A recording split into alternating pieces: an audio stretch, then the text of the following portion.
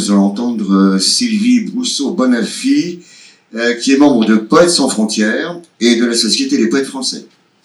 Elle a fourni une œuvre poétique très abondante et a participé à de nombreux spectacles poétiques. Nombre de ses œuvres se trouvent dans une dizaine d'anthologies. Outre la poésie, elle a publié aux éditions Accord-Joie de courts textes tissés de jeux de mots. Il s'agit d'un florilège de chansons pour enfants portant sur des thèmes ludiques, proposés avec un accompagnement de piano ou de guitare. Et cet ouvrage destiné à de jeunes choristes s'intitule Cantourelle numéro 9. Bonjour tout le monde. Le poète a des ailes légères. Tout d'abord, je m'étais posée sur les ailes d'une cigogne. Joues roses, rondes et gonflées, sourire malin et ravageur, j'arrivais comme une surprise. Sur les ailes nacrées, soyeuses, d'une libellule élégante, je planais au gré des courants, frémissant au bruit du silence, admirant le divin sublime. Affectueuse, je me levais sur les ailes d'une colombe. La douceur, l'amour, la tendresse me grisaient délicieusement dans une jouissance de paix. Sur les ailes d'un papillon délirait ma mélancolie, peur du brûlant de mes passions, du chagrin de mes inquiétudes, des rêveries inassouvies.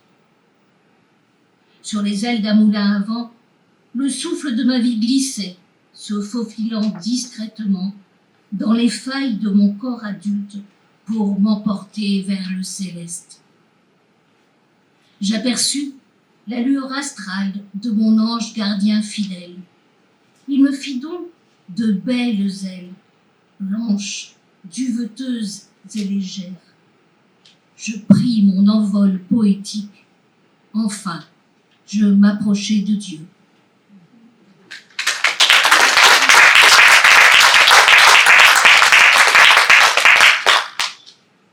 Le vieillard.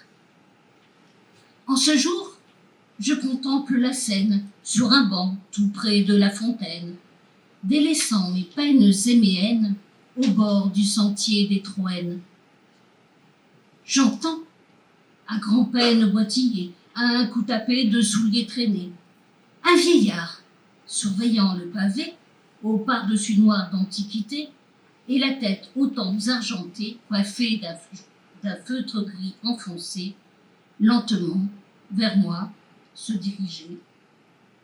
Il ne parle pas et me soumet à son tendre regard d'homme âgé, voilé par le nombre des années en attente de l'éternité. Il s'assoit sur mon banc préféré, main sur sa canne des ans, posée sur le pommeau de bois sec sculpté. Ainsi, le soir venu, vous verrez deux amis aux pensées colorées, contemplant le soleil se coucher sur la Seine au beau reflet doré.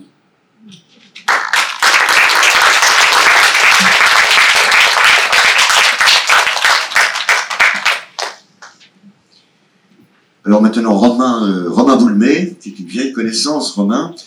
Il a été finaliste en 2020 du championnat de France de slam, après avoir parcouru de nombreuses scènes slam en France, en Belgique, en Suisse. En 2017, il avait créé l'association La Smala Slam. Il est l'initiateur de 2 anthologies, Les poètes de l'Astro-Café et Handicap, anthologie consacrée au thème du handicap. De 2020 à 2023, il a été éditeur associé chez Celaprod Éditions, où il était l'artisan de 3 anthologies, dont la 3e, intitulée 1001 plumes, compte 1001 auteurs des 5 continents. Un tour de force, oui, bravo d'avoir rapporté. Il vient tout juste d'être élu coprésident de Place D, qui est le tiers-lieu associatif de Melun, où il anime une scène ouverte, j'espère ne pas me tromper, enfin il va me rectifier si je fais une erreur. Il anime une scène ouverte de slam tous les premiers vendredis du mois et se tient à cet endroit chaque année 2 salons des auteurs. C'est bien cela. Bon. Alors, le prochain, c'est le premier mai, prochain salon des auteurs. Il a publié 3 livres personnels, Rencontre universelle en 2010, Volatile en 2017 et Esperanza en 2020. Ma grâce est de frapper à ma porte. Elle m'a frôlé d'un simple regard, réanimant cette joyeuse cohorte qui en moi trop souvent s'égare. Que dire, que faire, sinon me satisfaire de ce présent impalpable, perception des sens innommables, palpitation du cœur comme une caresse. Elle est douceur, elle est souplesse. Tout n'est qu'émotion dans ce bal des sentiments, légère comme un papillon, elle est mouvement. La grâce a frappé à ma porte, affolant mes imperfections. Cette affriolante escorte a brouillé ma perception. Que dire, que faire, sinon me satisfaire de cette manifestation troublante. J'en ai la voix tremblante. Réinitialisation de mon essence, de mon indigne paresse. Elle est renaissance, elle est délicatesse. Cette petite dose d'adrénaline ressuscite mon inspiration. Et dans cette danse câline, elle devient divination.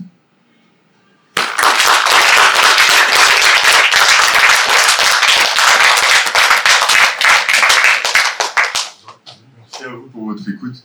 Je voudrais remercier Jean-Pierre et Marguerite de nous réunir chaque année dans leurs anthologies et pour le récital. Et je voudrais me faire un petit clin d'œil à mon illustrateur, Robin. Vous pouvez le retrouver à la page 34 à côté de mon poème. Robin, il est au premier rang, si tu veux te lever, qu'on te voit. C'est un très bon illustrateur. Il fait beaucoup de choses dans le coin à Melun. Quand il y a des manifestations, on lui demande souvent de faire les affiches pour les spectacles de théâtre. Il fait aussi de la bande dessinée, il fait tout un tas de choses. Donc si vous voulez le rencontrer après, je crois qu'on aura tous le temps d'échanger. N'hésitez pas à venir le voir, il a des croquis dans ses carnets. C'est vraiment quelqu'un qui mérite qu'on le découvre. Et voilà, je ne vous en dis pas plus, on se voit après. Merci à vous. Il y avait Justin de mes requêtes de sonner aussi, voilà. Mais on en parlera tout à l'heure.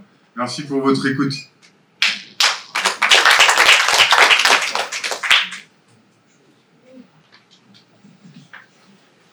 Alors, c'est maintenant le tour de Didier Chamon, qui est le fils de Marguerite et Pierre Chamon. Didier qui a toujours été très sensible à la poésie et à la musique. Ses poèmes sont inspirés par la délicatesse des sentiments et il les a souvent mis en musique, à la guitare ou au piano. Il révèle aussi sa sensibilité à travers la photographie. Ses images s'attachent à la beauté de la nature, aux paysages grandioses et aux thèmes floraux. Alors bonjour. Ne vous inquiétez pas, je vais chanter mon texte à cappella. C'est un poème que j'avais écrit quand j'étais adolescent. C'est pas tout jeune, il y a 50 ans. Te souviens-tu de notre histoire? Te souviens-tu de tous ces soirs où je t'ai prise avec passion? Te souviens-tu de nos chansons dans les sentiers, sur les chemins des forêts brumeuses du matin? Tu m'emmenais vers le bonheur, je crois même tu as pris mon cœur. Je t'ai aimé à en souffrir, je t'ai aimé à en mourir, oh mon amour. Nos jeunes années sont déjà loin, lorsqu'on allait main dans la main, ivre de vie et dans le vent, ta robe blanche tourbillonnant, et les épreuves, et puis le temps, les mélodies de nos printemps ont lié nos âmes et nos destins pour à jamais jusqu'à la fin. Je t'aime encore à en souffrir, je t'aime encore à en mourir, oh mon amour.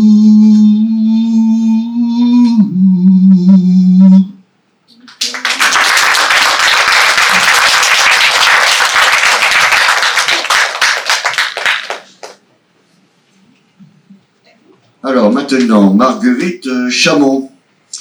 Marguerite Chamon, bon, la plupart de ceux qui sont ici, celles et ceux qui sont ici la connaissent. C'est une institutrice retraitée et professeure de piano.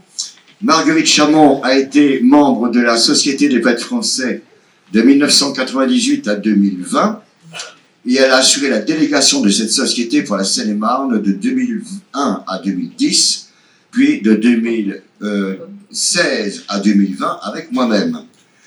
En 2010, le président de la Société des poètes français, Vital Ortebise, ici présent, lui a remis la médaille d'or ainsi que le diplôme de membre d'honneur. Elle fait aujourd'hui partie de Poètes sans frontières. Elle a organisé de très nombreuses expositions d'art et des récitals. Le 14 juin 2008, l'un d'eux s'est d'ailleurs déroulé au Sénat, en salle Monerville. Elle a publié 3 recueils de poésie, une anthologie de la poésie en Seine-et-Marne, et en collaboration avec moi-même, elle a publié 6 anthologies. Et la dernière, eh bien, nous réunit aujourd'hui. Et en 2019, elle a fait paraître aux éditions du Net son autobiographie intitulée « Une femme parmi des millions d'autres ». Vacances en Provence. Mon amour, demain nous partirons tous les deux en Provence. Oui, je suis fascinée par ce beau coin de France, par sa terre domptée, mais qui reste sauvage, par la diversité de tous ses paysages.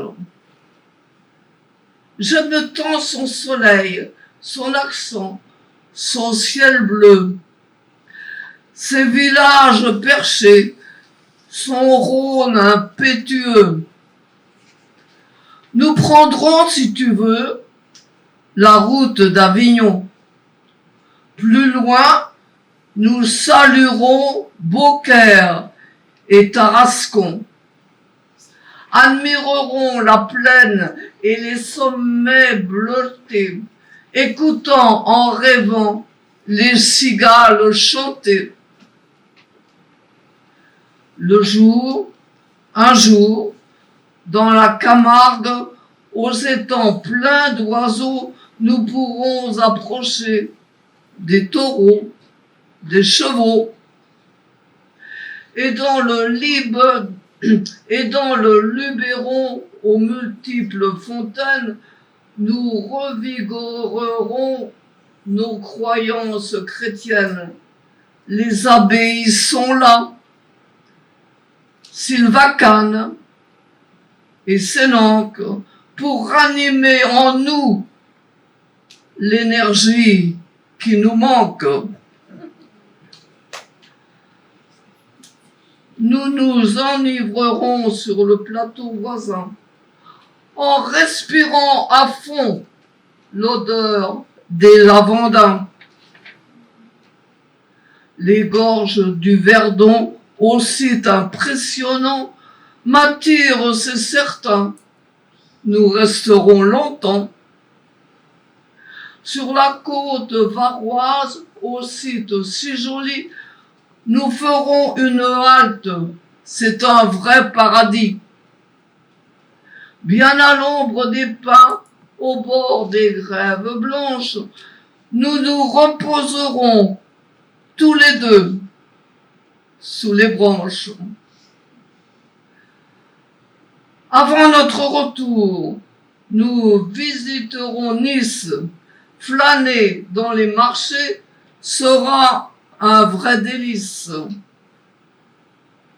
Et nous rapporterons un beau bouquet de fleurs à ceux que nous aimons, qui vivent dans nos cœurs.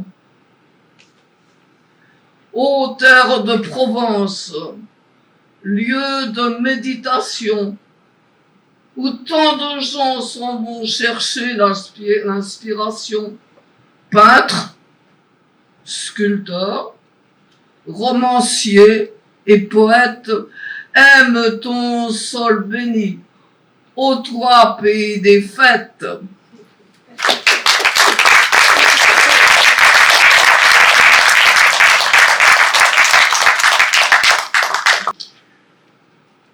Bien, alors, pour en rester avec une famille où tremper sa plume dans l'encre de la poésie, c'est une transmission quasiment héréditaire. On va écouter un poème de Vincent Chamon qui travaille dans le champ du handicap, qui aime se laisser surprendre par les petites choses de tous les jours. Il écrit à ses heures perdues dans un héritage véritablement familial, comme je viens de le dire. Alors c'est Anne-France Badoui qui va nous lire son poème, et l'illustratrice de ce poème, Alison de son vrai nom, a une passion pour les fleurs et la photo afin de capturer toutes les merveilles qui s'offrent à son regard. Entre nous, quand on te cherche, tu n'es nulle part. Au milieu de nulle part, tu apparais partout. Tu te crées dans la subjectivité. Tu appartiens à chacun. Tu vis dans un regard quand il s'habille d'innocence. Tu laisses des cicatrices plein la tête, des souvenirs plein le cœur, des sentiments plein le corps. Tu te maquilles de 1000 couleurs, tantôt provoquée, tantôt provocante, tu gardes ta liberté. Plus forte que la réalité, tu m'as tant de fois bouleversée. Merci à toi, ma beauté.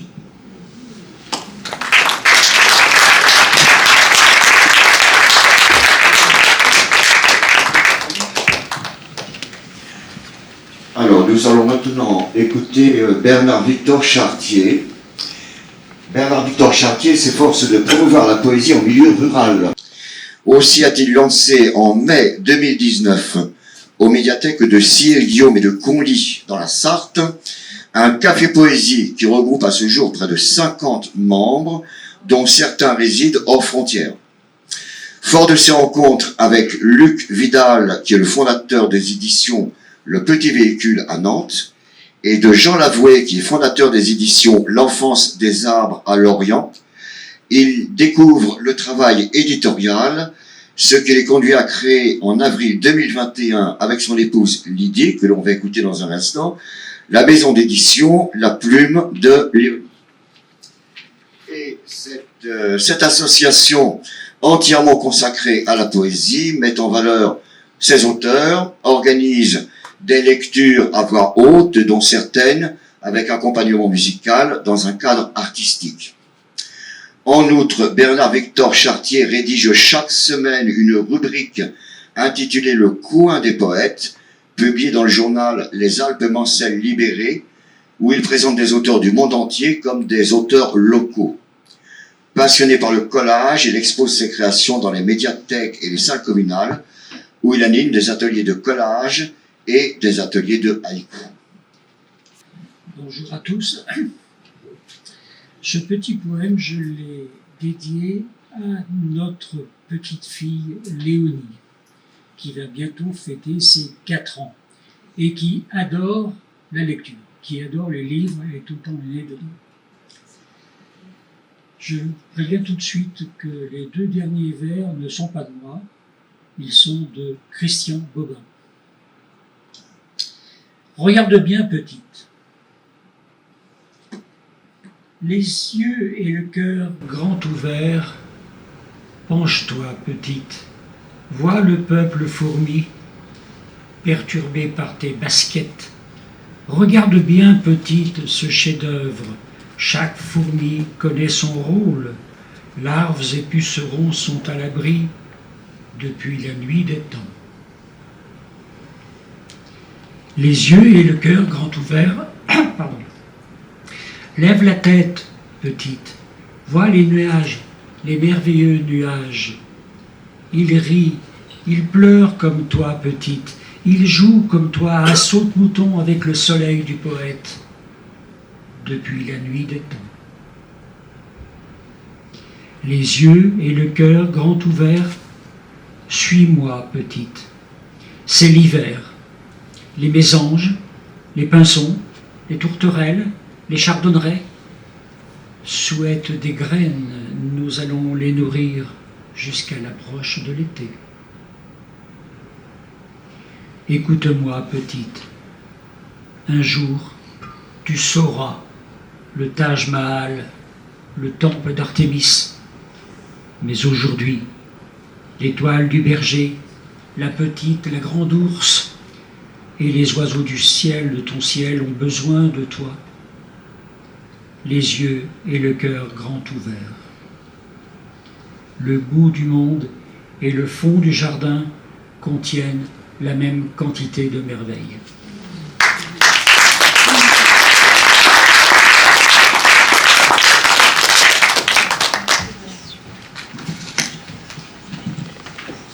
Alors maintenant, Lydie au château de Ciel-Guillaume.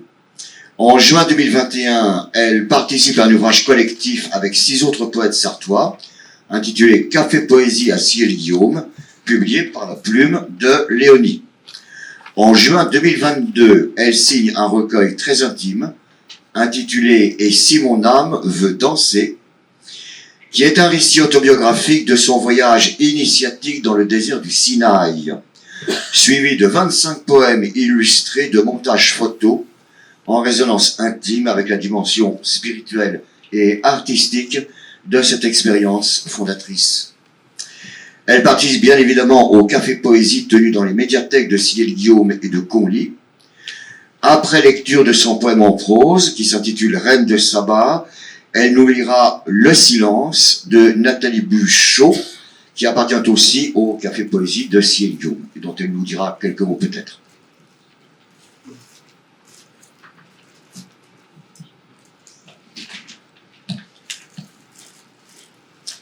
Alors, mon texte s'appelle Reine de Saba.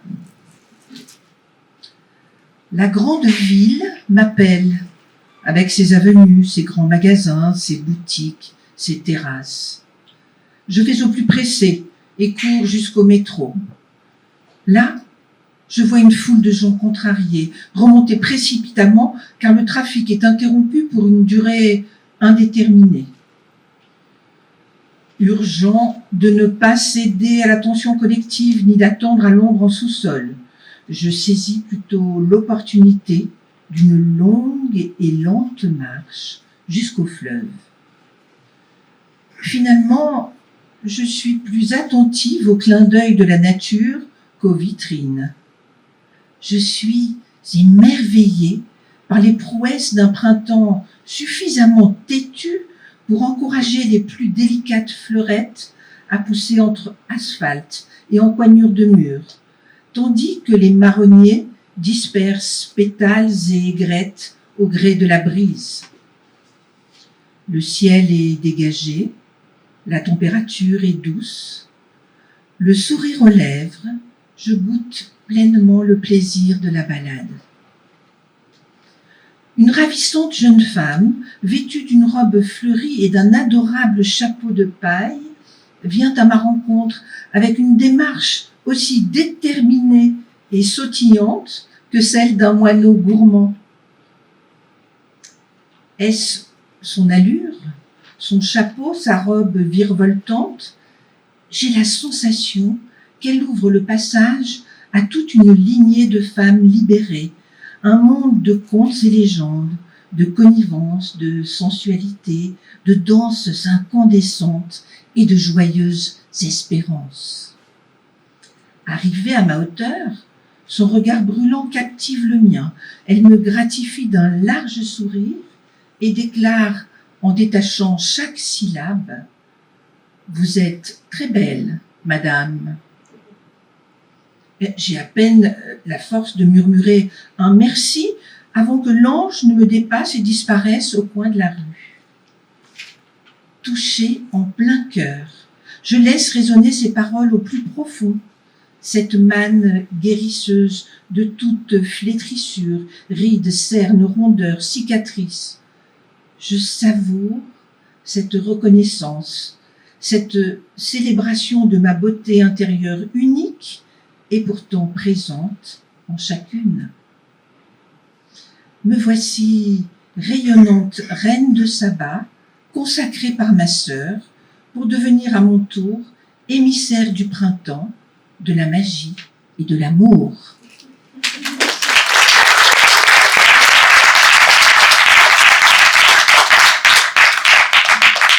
Voilà, alors ensuite je vais donc vous lire un texte de Nathalie Buchot, qui est une autrice du Mans, qui est mancelle, qui avait déjà publié 2 recueils en auto-édition en solo, et qui a été repérée par la Plume de Léonie, puisqu'elle faisait partie de nos cafés poésie. On a vu que ces textes valaient vraiment le coup d'être édités, et donc elle a édité un livre en, je ne sais plus, il y a 6 mois de ça, qu'elle a appelé « Nous les gens de la terre ». Et là, son poème s'appelle « Le silence ». Le silence, c'est quand on entend les pierres craquer au soleil froid du désert. C'est quand on entend les murs vieillir dans les lézardes vertes et chaudes. Le silence, c'est quand on entend le temps s'écouler au fond d'un puits sans fond. C'est quand on entend le poids des corps de l'humanité chuter sans s'effondrer. Le silence, c'est quand on entend les perles d'un chapelet rouler entre des doigts gantés. C'est quand on entend les pétales de la rose flétrir sur la tombe de son cher aimé. Le silence, c'est quand on entend la respiration du monde intime dans le gris de tes yeux. Le silence, c'est quand on entend tes lèvres mouillées de rosée écrire l'envie de vivre encore.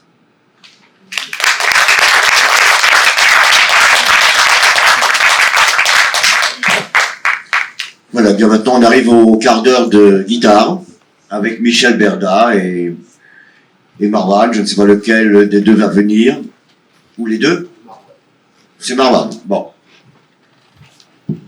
Voilà, donc il est là pour 15 minutes et après on fera une petite pause d'une dizaine de minutes. Hein, et puis on poursuivra.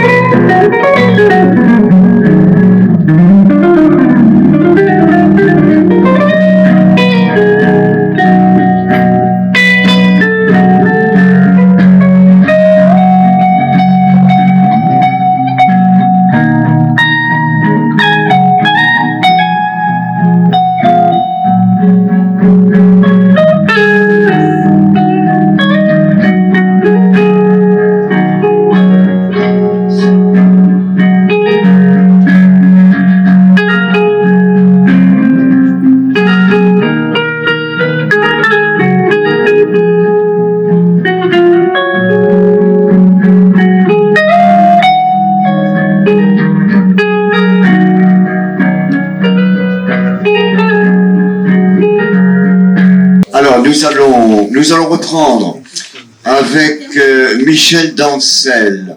Michel d'Ancel, il est docteur en littérature et civilisation française.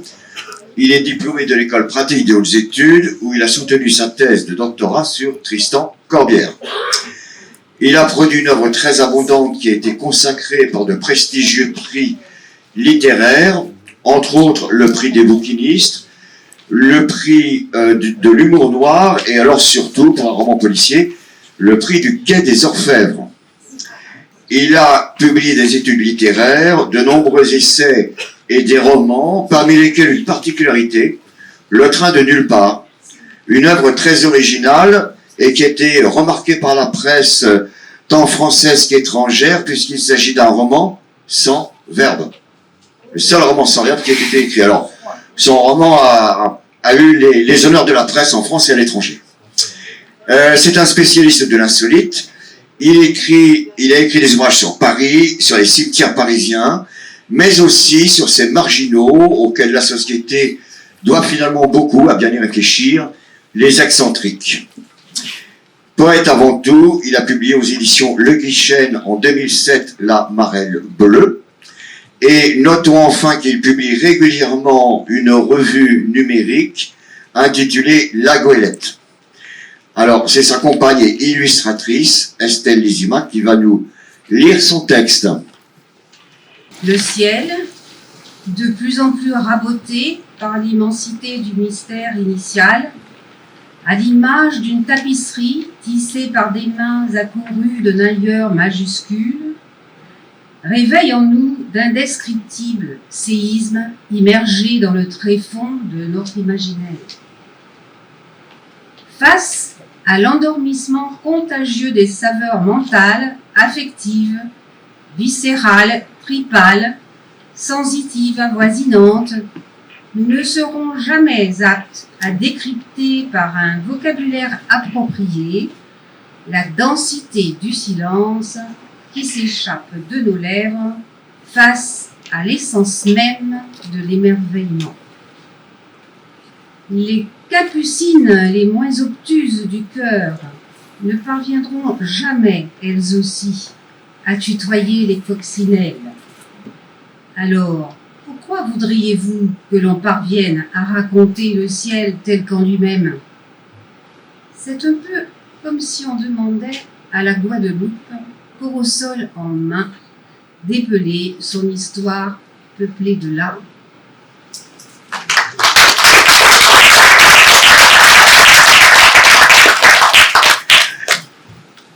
Bon, nous allons entendre maintenant un poème d'Olivier Delabre, lu par Anne-France Badouri.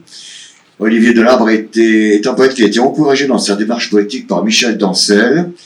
C'est un poète dont la plume ne manque pas d'originalité et il a à ce jour publié 4 recueils de poésie aux éditions du Net. Voilà, Anne-France Badouri. Rêve d'enfant. Agenouillé sur un tapis de feuilles, les faisant voler de son rêve d'enfant, il riait des courbes qu'elle prenait, tentant de les rattraper finement de ses petites mains balbutiant de l'air, d'un souffle tournoyant le bonheur, au clair de ses yeux pétillant l'instant. Pourquoi la feuille en ses mains tièdes semblait avoir froid de ses couleurs? L'enfant la frôlait comme pour l'aider à briller de son ombre, belle douceur, soufflant l'air chaud de ses lèvres roses, lui offrant belle vie d'un battement de main, tel un papillon repu prenant son envol. Souriant à son père d'une question, clignant des paupières de l'amour, posa une feuille en ses mains d'or, qui d'un souffle tenta l'envol de la vie, écarquillant le regard d'un « je t'aime », d'une perle de joie s'offrant à la terre.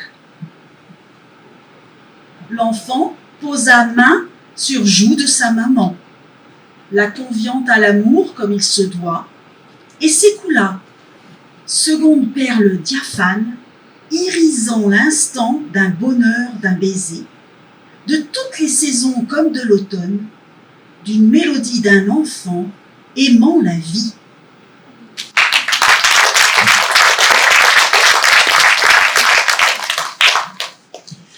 Alors maintenant, ça va être le tour de Nicole Durand. Nicole Durand, qui est sociétaire de la Société des poètes français. Elle participe à l'élaboration de conférences, à des présentations d'auteurs et aux soirées des ricochets poétiques avec Jean-François Blavin et Magie de Coster. Elle dessine également pour des revues et illustre des recueils de poésie. Alors elle va nous lire 2 poèmes, l'un de Jessica Crillon et l'autre de Jacqueline Cauvin-Sivan. Jessica Crillon est océanographe en Martinique. Elle est l'auteur d'un roman intitulé La Bascule, paru chez Librinov en 2021. Et sa production poétique figure sur le site plumesdesmers.fr. Et l'autre poème que va nous dire Nicole Durand, il est de Jacqueline Cauvin-Sivan, disais-je, qui a remporté plusieurs prix de poésie en région PACA et qui appartient à l'Académie poétique et littéraire de Provence. De Jessica Crillon, un sourire. Je vous souhaite le sourire que l'on vient de m'offrir. Il illumine en un voyage une journée de nuages. Il embaume les cœurs serrés, assèche les joues mouillées.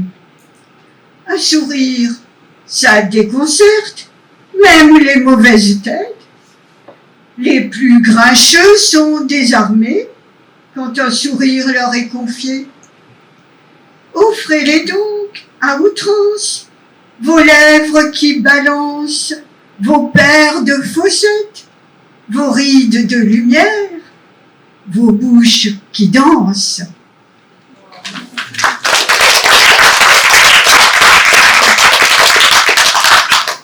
De Jacqueline Cauvin-Sivan, La plume blanche. Sur le lac, la plume blanche d'un cygne flotte entre les nénuphars. Dans ses fleurs, des abeilles butineuses récoltent le nectar. Les grenouilles coassent, toutes les grues craquettent, le vent dans les roseaux participe à la fête. Alors, une chanson de ma petite enfance me trotte dans la tête. Au clair de la lune, mon ami Pierrot, prête-moi ta plume pour écrire un mot. J'aimerais tant, comme autrefois, écrire avec la plume d'oie, que mes lettres formées avec les pleins et les déliés couvrent la page blanche, afin que de lignes en lignes, un livre se dessine. Oui, vivre de ma plume me rendrait folle de joie. La nature est si belle, elle rythme avec moi. Et la plume légère, dans un ultime effort, vient de toucher la berge, se mêlant au décor.